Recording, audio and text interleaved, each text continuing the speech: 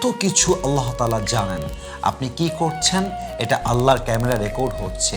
আপনার ফোনে তো হিস্ট্রি আছেই, তবে ওখানেও একটা ফাইল তৈরি হচ্ছে, ওখানেও একটা ডকুমেন্টারি তৈরি হচ্ছে। আপনার আমল, আপনার বদ আমল, আপনার চলা ওঠা বসা, খাওয়া দাওয়া, মানুষের সঙ্গে মেশা, কই অন্যায় করেছেন, কাকে ঠকিয়েছেন, কার সঙ্গে গাদ্দারি করেছেন, কোথায় কি পাপ করেছেন, প্রত্যেকটা রেকর্ড হচ্ছে আল্লাহর ক্যামেরায়। কিন্তু আল্লাহ তাআলা এত কিছু জানার পরেও আপনার রিজিক বন্ধ করে দেয় নাই, আপনার চেহারাকে নষ্ট করে দেয় নাই, আপনার চাকরিকে নষ্ট করে দেয় নাই, আপনার রিজিকের মাধ্যমকে নষ্ট করে দেয় নাই, আপনাকে ন্যাংরা করে দেয় নাই, লুলা করে দেয় নাই, কানা করে দেয় নাই, আল্লাহ আপনাকে ছেড়ে দেয় নাই। এখনো আল্লাহ আপনার সাথে আছে, আল্লাহ রহমতটা আপনার সাথেই আছে।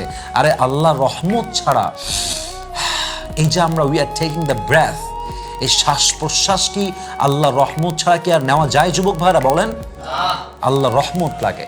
এই নিঃশ্বাসের ভেতরে আল্লাহর রহমতটা লুকিয়ে আছে।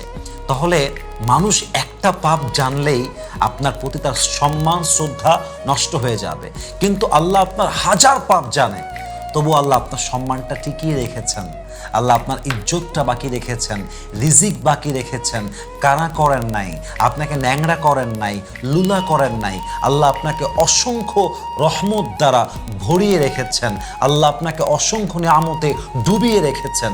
এজন্য আমরা চেষ্টা করব আমাদের বাহ্যিক চরিত্র যেমন হবে, আমাদের ভেতরের চরিত্রটাও তেমন হবে। আমরা ভেতরে যেমন হব, আমরা বাহিরেও তেমন হব। মূল কথা হচ্ছে বাহিরে এক, ভেতরে আর এক। এটার নাম মুনাফেক। ইভেন বলতে গেলে আমরা অনেকেই মুনাফেকি ক্যারেক্টার বিলং করি। ইভেন আমরা এটা যদিও বা স্বীকার করতে চাই না। আমরা সামনে বলি এক কথা, আমরা ভেতরে বলি আর এক কথা। ইভেন আমি সহ আমরা অনেকে এই অন্যায়ের ভিতরে সামিল আছি।